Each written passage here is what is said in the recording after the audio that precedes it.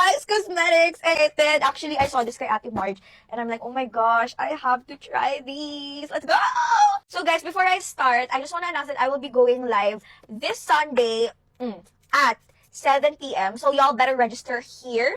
Mag-register kayo because guys, imagine 8 products, 4K pesos, 8 products na yan. That's like a full face of makeup. So that's what we're gonna do. And of course, meron pang products ni Mama Jelly na ilalive din natin. So if I were you, go register. So have buy one, take one, 50% off, 30% off. So guys, if I were you, don't miss out on my live this Sunday, okay? So first is this one.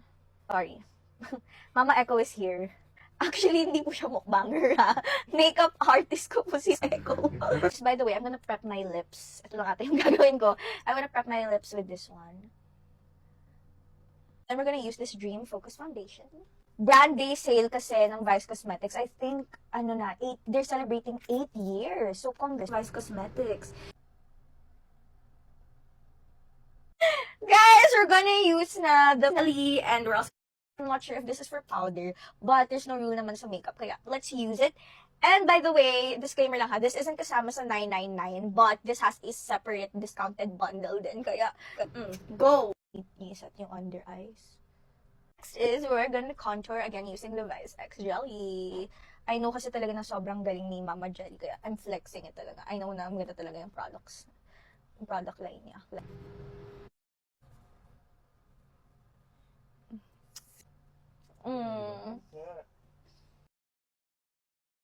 Period. Cute. Pick siya, guys. Katulog siya. Ano mong salita? So we're going to use the shimmer from this palette, guys. Shimmer, para syempre ma-highlight natin ang eggy salch. Na hindi magiging pandi salch. Yeah. May pandesalch. Guys, mini-mini lang ha. Ito kasi dahil maglagay ng eggy salch. Cute! Okay guys, so we're gonna tapos first the rest of the makeup and then be right back. Lashes na kami. Everything.